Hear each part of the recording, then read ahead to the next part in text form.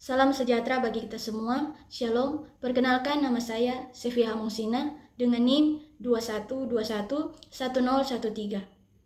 Saat ini saya akan menjelaskan materi tentang persepsi pada ruang untuk memenuhi tugas mata kuliah Arsitektur Perilaku. Pengertian persepsi pada ruang. Persepsi pada ruang merupakan cara seseorang dalam memaknai, memahami, dan merasakan suatu ruang atau lingkungan berdasarkan pengalaman, latar belakang budaya, serta faktor sensoris.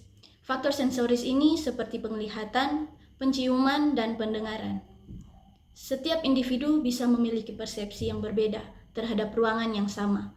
Pemahaman ini sangat penting agar ruang yang dirancang menciptakan kenyamanan, efisiensi, dan makna bagi penggunanya. Dalam hal ini, persepsi terbagi menjadi dua, yaitu persepsi terhadap objek atau lingkungan fisik dan persepsi terhadap manusia dan sosial.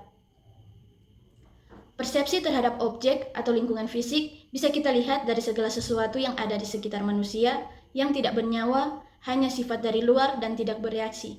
Contohnya seperti benda-benda yang ada di sekitar kita. Yang kedua, persepsi terhadap manusia dan sosial, yang bisa kita lihat dari sifat luar dan sifat dari dalam manusia, seperti perasaan, motif, dan sebagainya. Oleh karena itu, persepsi terhadap manusia cepat berubah dari waktu ke waktu dibandingkan dengan persepsi terhadap objek. Apa persepsi yang terbentuk jika kita berada di tempat tersebut?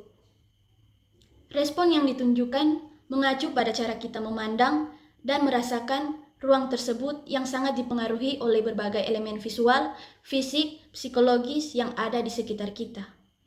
Contohnya pada gambar di samping, respon yang ditunjukkan orang dewasa dan anak-anak tentu berbeda. Respon yang ditunjukkan oleh orang dewasa yaitu lebih fokus pada tujuan dan kenyamanan praktis, sementara anak-anak dalam pandangannya melihat tempat ini sebagai tempat yang penuh dengan keajaiban, hiburan, serta petualangan. Faktor usia ini juga dapat mempengaruhi bagaimana perasaan dan pengalaman di pusat perbelanjaan seperti mall. Berikut adalah faktor-faktor yang dapat mempengaruhi persepsi pada ruangan. Yang pertama, intensitas. Intensitas dapat memberikan kesan dan rangsangan pada ruangan tertentu, baik melalui elemen desain, pencahayaan, suara, tekstur, dan faktor lain yang mempengaruhi persepsi orang di dalam ruangan tersebut. Contohnya, cahaya yang ada di dalam ruangan seperti cahaya alami yang baik dapat meningkatkan energi dan kenyamanan, sedangkan cahaya redup bisa memberikan kesan yang intim dan misterius. Yang kedua, yaitu ukuran. Umumnya, ukuran ada pada benda-benda yang memiliki ukuran lebih besar dan dapat menarik perhatian, seperti barang yang memiliki warna yang kontras dan cepat untuk dilihat, sehingga mempengaruhi persepsi seseorang. Contohnya, pada ruangan yang memiliki banyak barang atau perabotan yang besar, yang dapat membuat ruangan terasa lebih sesak dan kecil.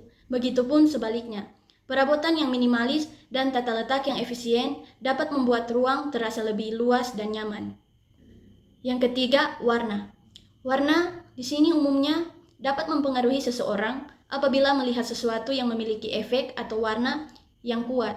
Contohnya penggunaan gradasi atau perubahan warna pada dinding dan lantai bangunan yang menciptakan ilusi kedalaman dan gerakan terhadap ukuran ruang.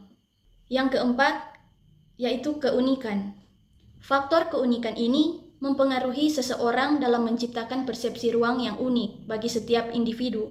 Identitas ini bisa tercermin dari seorang menata ruang pribadinya seperti kamar atau ruang kerja yang tentu berbeda-beda dengan individu lainnya. Yang kelima, yaitu motion. Motion merupakan suatu gerakan dalam persepsi pada ruang yang mengacu pada dinamika atau aliran yang ada di dalam ruangan, baik gerakan aktual maupun ilusi gerakan. Contohnya, aktivitas orang di dalam ruangan, terutama di ruang publik atau di ruang yang ramai. Aktivitas manusia seperti berjalan, berbicara, dapat memberikan energi atau gerakan yang bisa dirasakan secara tidak nyata di dalam ruangan tersebut. Kesimpulan, persepsi pada ruang secara keseluruhan bersifat subjektif dan sangat dipengaruhi oleh kombinasi faktor fisik, psikologis, serta pengalaman dan latar belakang pribadi. Desain ruang yang efektif dengan memperhatikan semua faktor ini dapat menciptakan ruangan yang nyaman, fungsional, dan sesuai dengan kebutuhan penghuninya. Sekian penjelasan dari saya. Atas perhatiannya saya ucapkan terima kasih.